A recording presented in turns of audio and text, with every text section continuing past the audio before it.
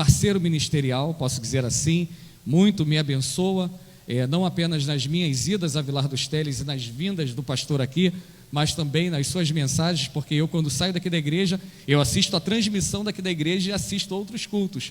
E um culto que eu tenho assistido muito é o culto do pastor Eduardo, e muito o Senhor também fala comigo naquilo que Deus tem derramado lá na igreja central em Vilar dos Teles. Então, que Deus o abençoe, né? Eu vou deixar que o irmão se apresente melhor, deixa eu só higienizar aqui.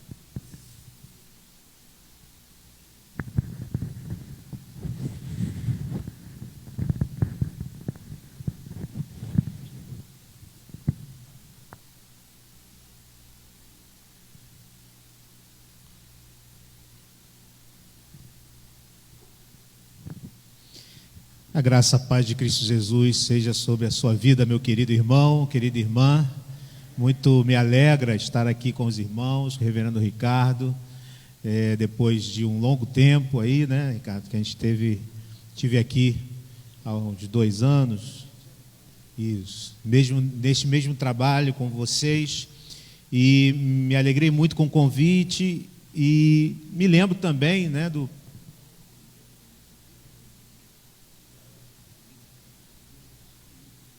presbítero Isael, sua esposa, me receberam lá atrás, quando era uma congregação, lá numa lojinha, não sei nem onde é mais, né, uma loja, e na época de seminarista, fui convidado pelo Sérgio, irmão Sérgio Labareda, que era meu contemporâneo lá, e a gente esteve já conhecendo os irmãos naquela oportunidade, e hoje nós nos alegramos muito, né, em ver a igreja crescendo, em ver essa obra frutificando, em ver como Deus tem abençoado a vida desta igreja, e nós rogamos ao Senhor que Ele continue a derramar bênção, a derramar graça sobre a vida de vocês, sobre a vida desta igreja, sobretudo nesse tempo de tantas dificuldades que temos vivido.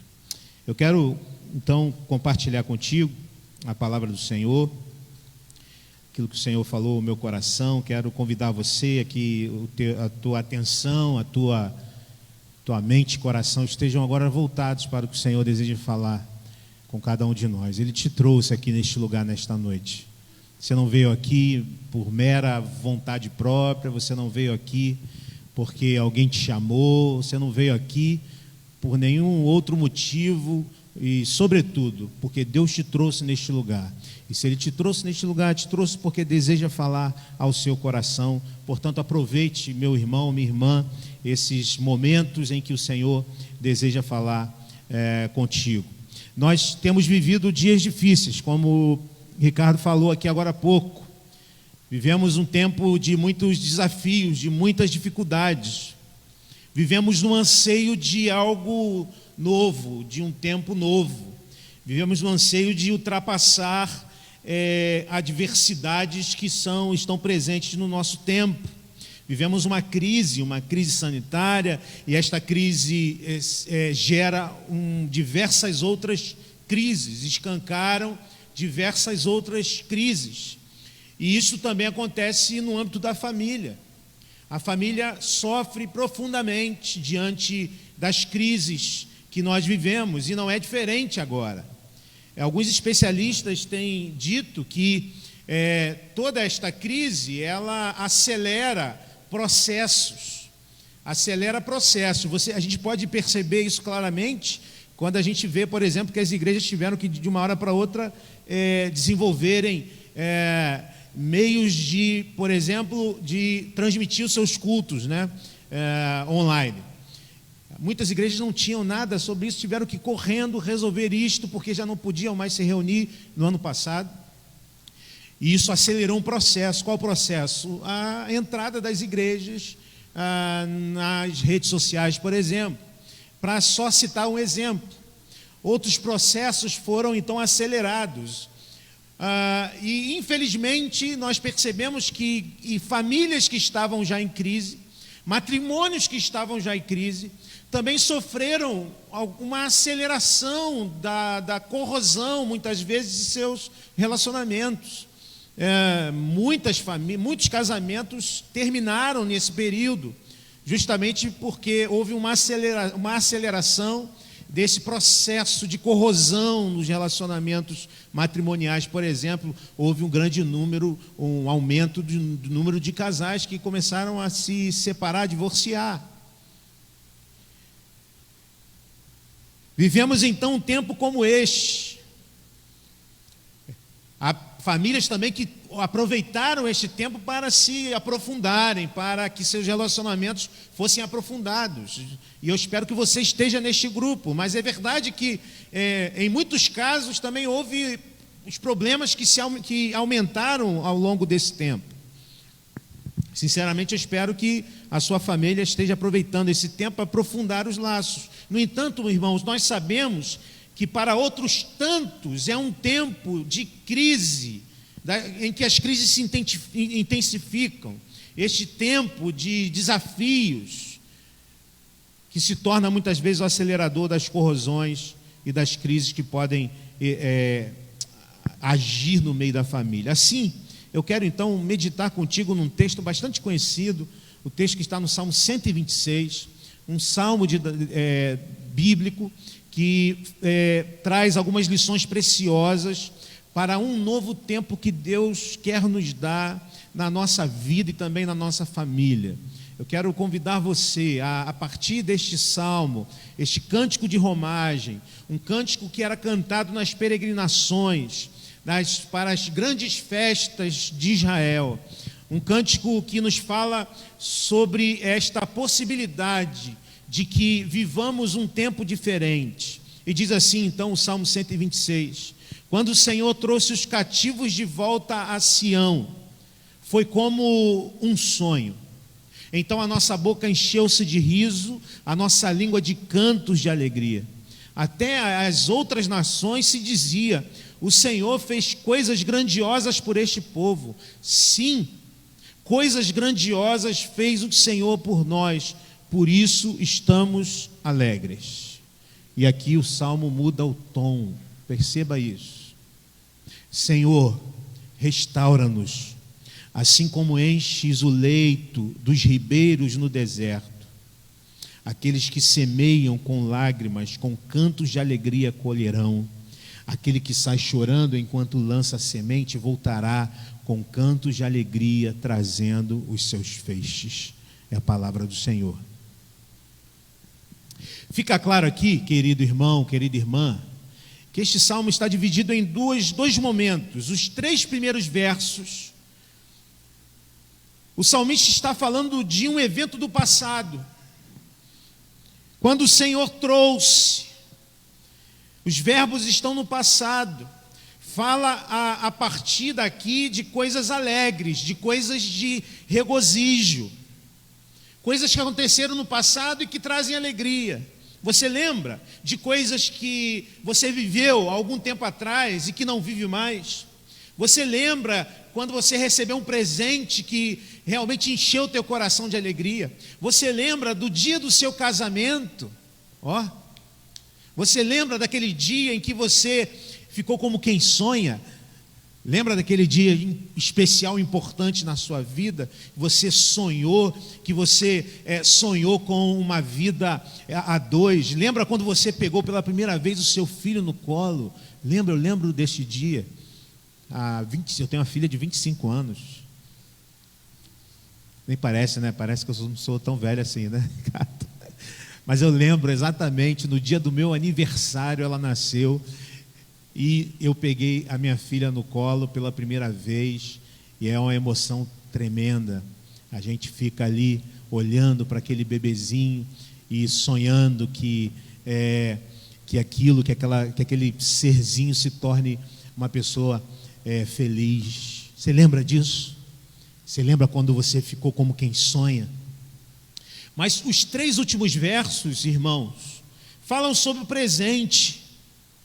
E agora, realmente o salmista viveu no passado momentos de alegria, mas agora ele olha para o presente, ele olha para a sua condição, e ele vê algo diferente, algo que já foi bom, já houve felicidade, mas agora você olha e pensa assim: não tem jeito, não tem saída, não tem saída para o meu casamento, não tem saída para o meu relacionamento, minha família com a qual eu sonhei viver uma vida feliz e ter uma família feliz, a verdade é que agora eu olho e vejo que não tem jeito.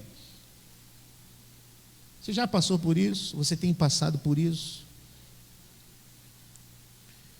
Talvez um relacionamento que está corroído, talvez um filho que se perdeu. Você olha e pensa, como um dia eu fui feliz. Você diz assim, eu era feliz e não sabia. Eu vivi dias felizes, mas agora parece que não tem mais jeito. É essa a condição do salmista. É disso que o salmista está falando. E eu quero, a partir desta reflexão e desta introdução, te propor aqui algumas lições que o texto nos traz, para que possamos, primeiro, nos alegrar com o que Deus já fez, mas, sobretudo, crer que Deus deseja, quer e pode fazer e transformar e restaurar a nossa vida, a nossa condição enquanto família, enquanto marido e mulher, enquanto filhos, enquanto família de uma maneira geral. E a primeira lição que o texto nos traz, querido irmão, é que um novo tempo para a minha família tem como origem a ação de Deus. Um novo tempo para a minha família tem como origem a ação de Deus. A primeira grande lição que o texto traz para mim e para você é que não são os acontecimentos paliativos da nossa vida que vão trazer, que vão determinar um novo tempo para a nossa vida, para a nossa família. Isso porque muitas vezes nós confiamos nessas coisas paliativas que não têm, de fato, o poder de transformar a situação. Às vezes pensamos que o dinheiro poderá fazer e trazer alguma outra realidade para nós. Às vezes ficamos esperando que alguma ação de algum profissional poderá fazer com que as coisas mudem e se transformem definitivamente. Eu quero dizer para você que não, embora tudo isso a gente busque essas coisas e elas podem nos ajudar, não é isso, em última instância, que poderá transformar a situação da nossa família. O sábio ensina aqui que é a ação de Deus que gera um novo tempo. Ele diz, quando o Senhor trouxe os cativos de volta a Sião. Foi o Senhor que agiu, trazendo alegria e regozijo ao coração daquele povo. O texto está falando de um momento histórico em que Deus falou ao rei persa Ciro. Está lá em Isaías 45, foi Deus quem agiu na vida de um homem pagão, para que ele libertasse os judeus do cativeiro babilônio. Ciro venceu os caldeus e libertou os judeus em 537 a.C. Numa outra versão, talvez a versão que você tem aí, o texto diz, quando o Senhor mudou a nossa sorte, foi como um sonho.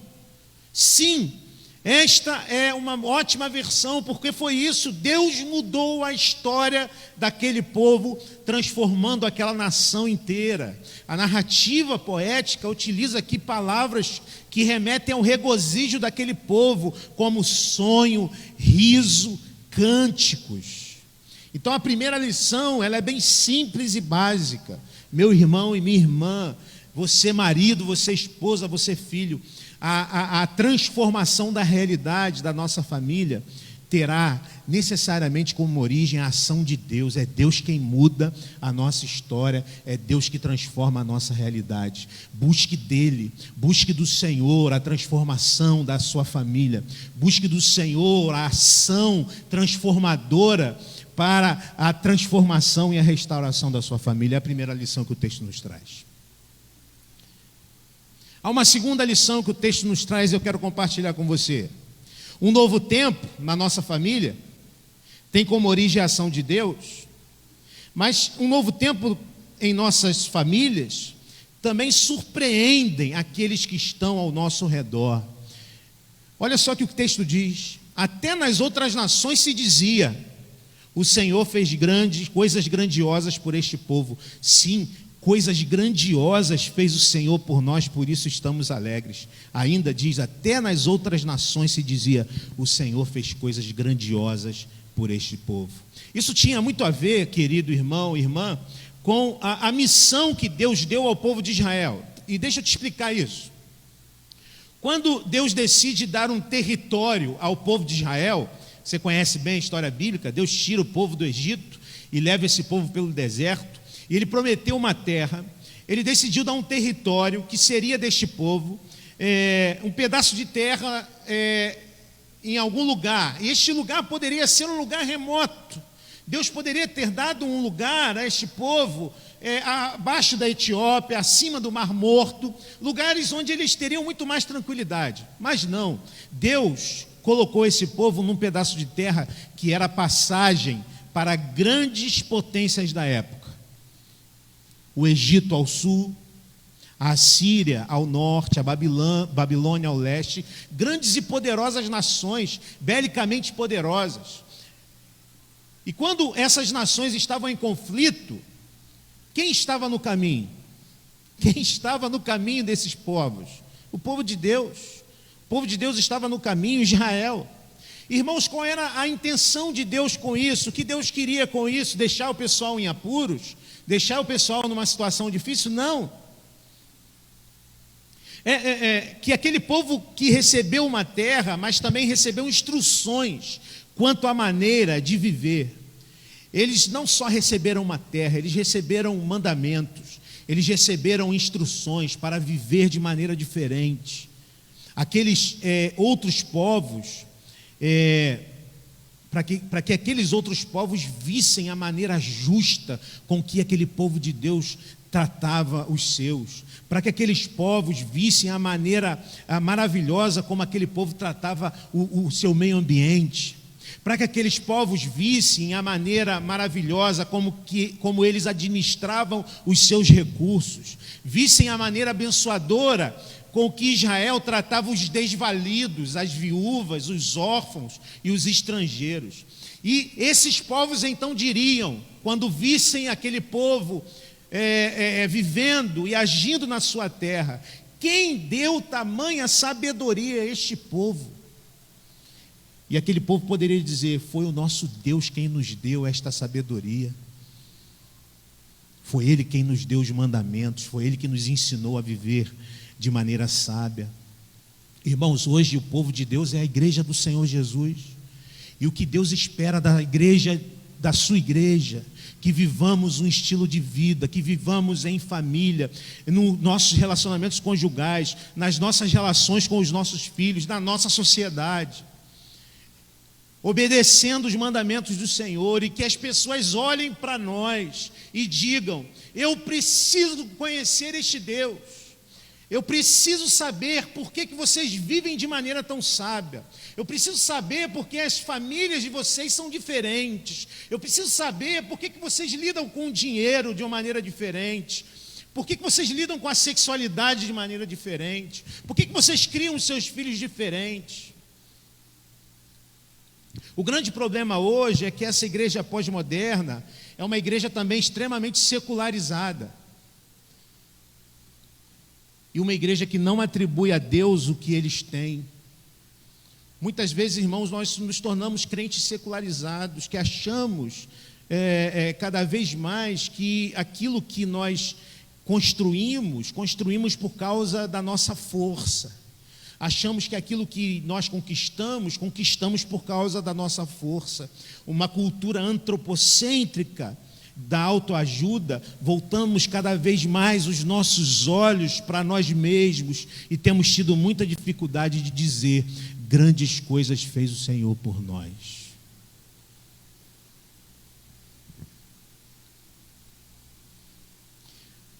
Portanto, tudo aquilo que temos vivido de bênçãos, tudo aquilo que temos conquistado, todas as conquistas, sejam materiais, sejam conquistas no âmbito da família, seja nos nossos relacionamentos, seja no âmbito eclesiástico, todas as conquistas que nós temos tido, nós olhamos para o Senhor e dedicamos ao Senhor e agradecemos ao Senhor. Tudo o que temos, o que somos, é bênção de Deus. e a Ele devemos dar todo o nosso louvor. Um novo tempo em nossas vidas surpreende aqueles que estão ao nosso redor quando nós glorificamos ao Senhor por isso. O novo tempo do Senhor, ele tem como origem a ação de Deus. Mas a terceira lição que eu quero compartilhar com você é que este novo tempo em nossas vidas precisa ser revivido ao longo da nossa jornada. Porque, queridos irmãos, em momentos que somos invadidos pela intervenção de Deus, nós ficamos como quem sonha, diz o texto. O problema, sabe qual é? É que o tempo passa, a vida segue e nós temos uma tendência incrível para o esquecimento. Nós nos esquecemos do que Deus fez. Nós estamos vivendo hoje um período de desafios. Talvez você esteja aqui passando por momentos difíceis na sua família.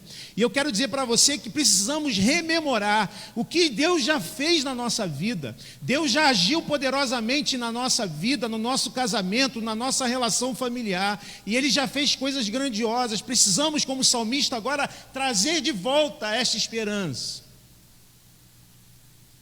É Jeremias, né, que diante da destruição de Jerusalém, diante da completa falta de esperança que aquela situação naturalmente traria ao coração de uma pessoa secularizada, ou seja, uma pessoa que não crê mais em Deus, Jeremias disse: eu quero trazer à minha memória aquilo que me pode dar esperança. Deus já fez, Deus já agiu, Deus já fez coisas grandiosas na sua vida. E é necessário então reviver, rememorar, porque nós temos um problema de esquecimento. É preciso então rememorar a intervenção abençoadora de Deus e pedir: Senhor, faz de novo, Senhor, age de novo, Senhor, estamos precisando do Senhor. Senhor, o Senhor é o Deus que já fez e nós cremos que fará de novo. Precisamos, irmãos, clamar ao Senhor: Senhor, derrama mais uma vez sobre nossas vidas a Tua graça e o Teu poder, porque nós cremos que Tu és poderoso para fazer, porque Tu já fizeste, porque Tu já realizaste. E o salmista, querido e querida, vai mostrar duas maneiras como Deus responde a essa petição. A primeira maneira é através de meios extraordinários, porque há situações em que Deus age assim, situações em que Deus age no meio do impossível,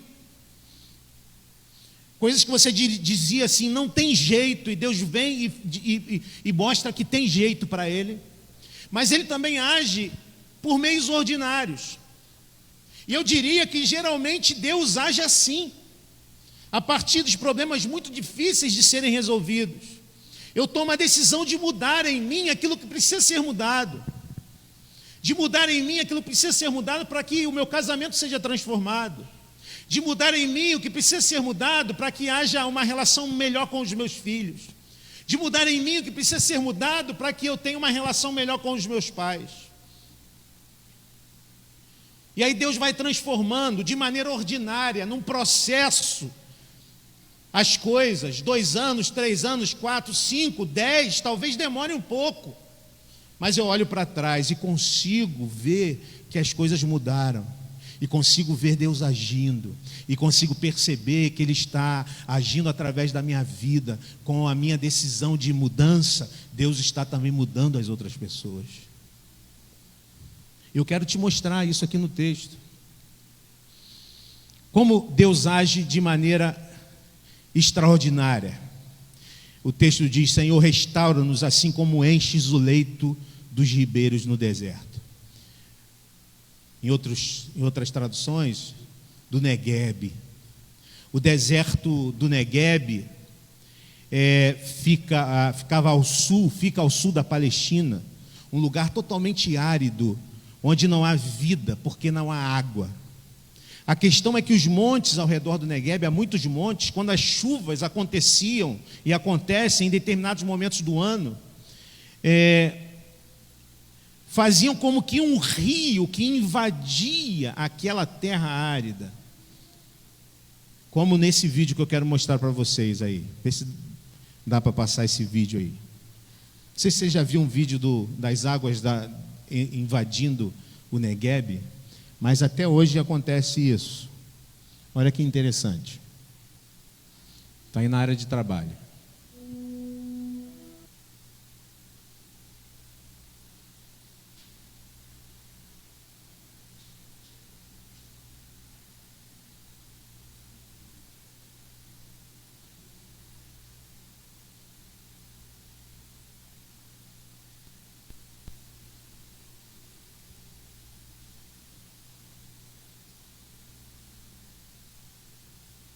O Negueb está hoje localizado no extremo sul da Palestina. Um lugar muito árido, um dos mais baixos da região. O deserto do Negueb é uma grande extensão de terra improdutiva. No entanto, quando a chuva serôdia, que cai abundantemente na região por um longo período de tempo, a água é armazenada nas partes mais altas da região. E quando transbordam, formam as torrentes,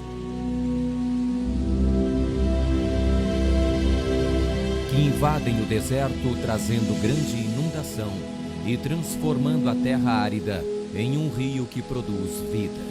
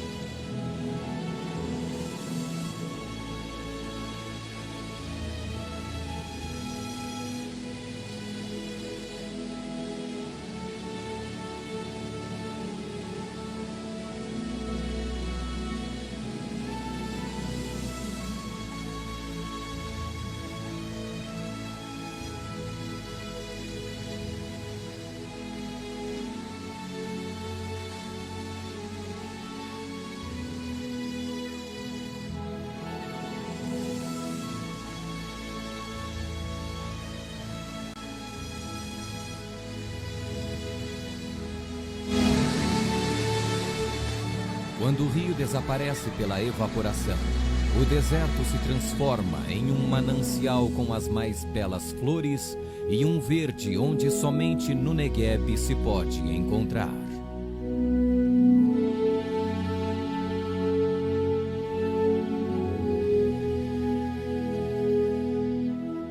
Ó Senhor, faze com que prosperemos de novo, como as torrentes no Negueb.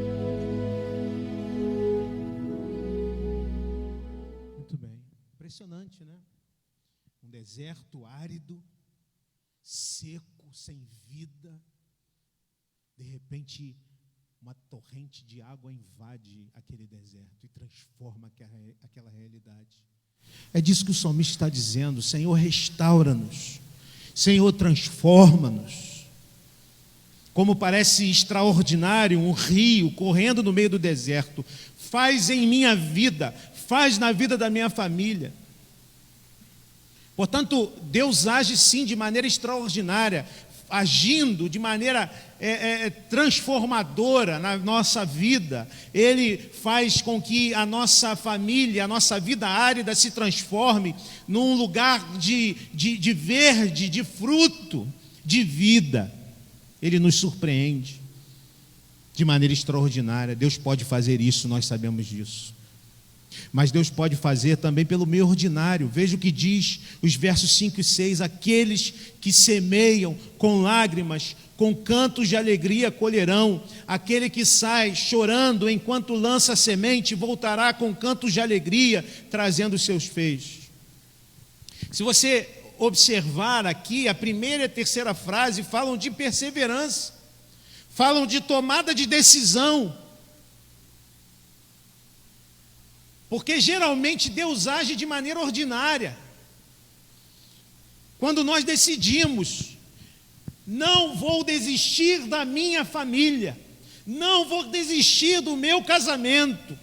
Sim, a situação é difícil, sim, o solo está árido, mas eu vou perseverar.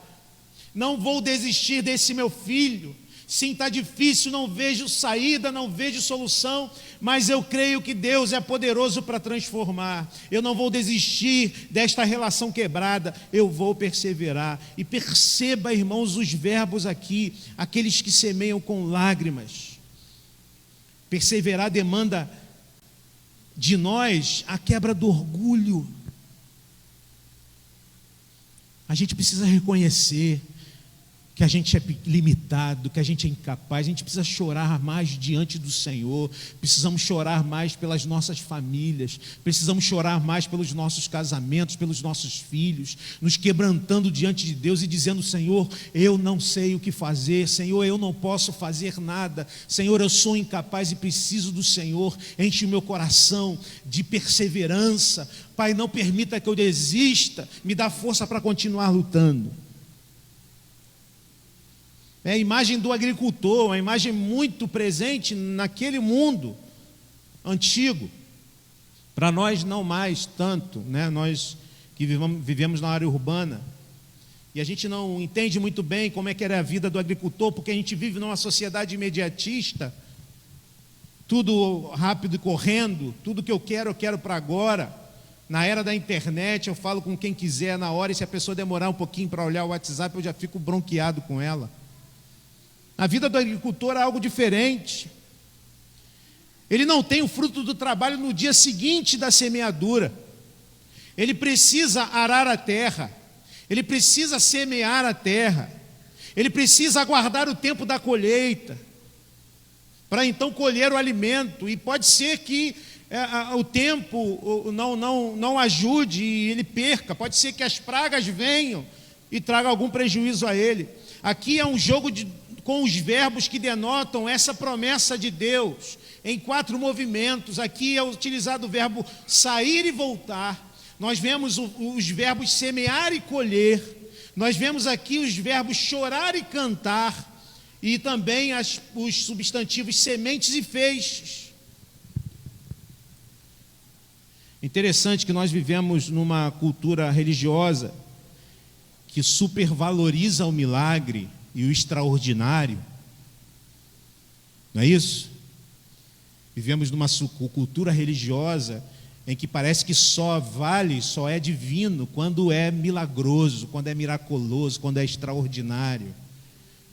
Sim, irmãos, Deus pode fazer o milagre, e Ele faz milagres, sim, e Ele age extraordinariamente, sim, mas é interessante perceber que Deus geralmente quer fazer um milagre em meio ao ordinário. Vai e lava os olhos no tanque de Siloé, vai e se banhe 7 vezes no Rio Jordão. Vai, irmão, vai, irmã, semeia regando a terra com as suas lágrimas, e você voltará cantando alegremente, com feixes nas mãos. Deus vai restaurar a sua sorte. Que Deus os abençoe. Amém. Posso cantar uma canção, Carlos? Eu gosto de cantar, irmãos. Ricardo já sabe já. Eu posso pegar o violão aqui?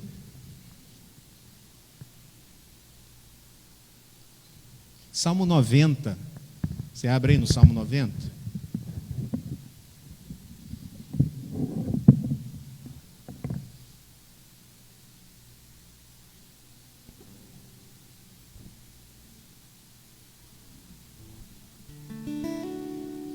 Não gosto de dar muito boa não, mas vamos lá.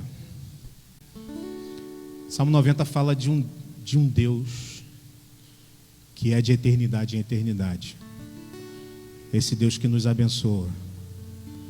Queria convidar você a cantar essa canção depois de ouvir essa palavra, crendo nessa palavra.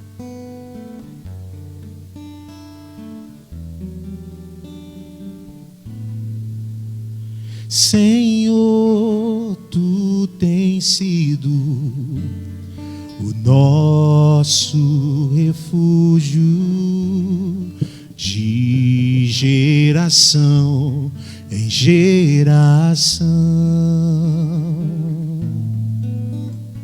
Senhor, tu tens sido o nosso refúgio de geração em geração.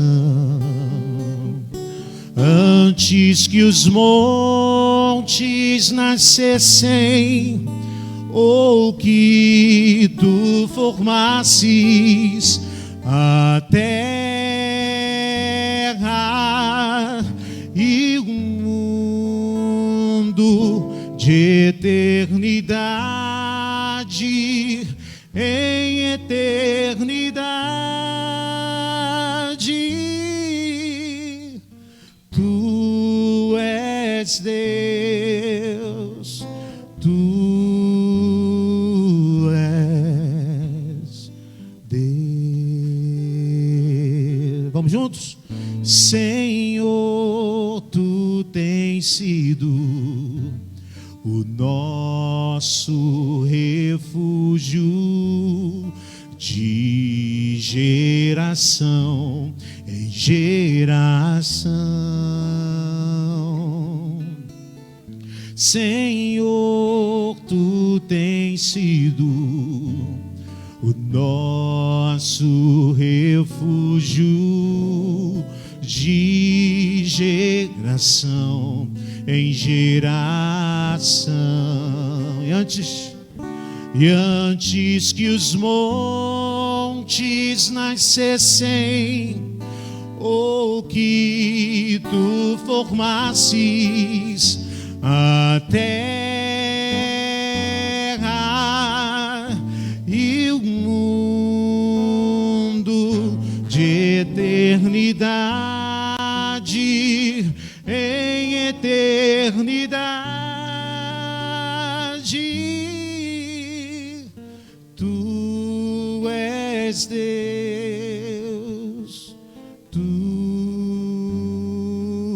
és Deus.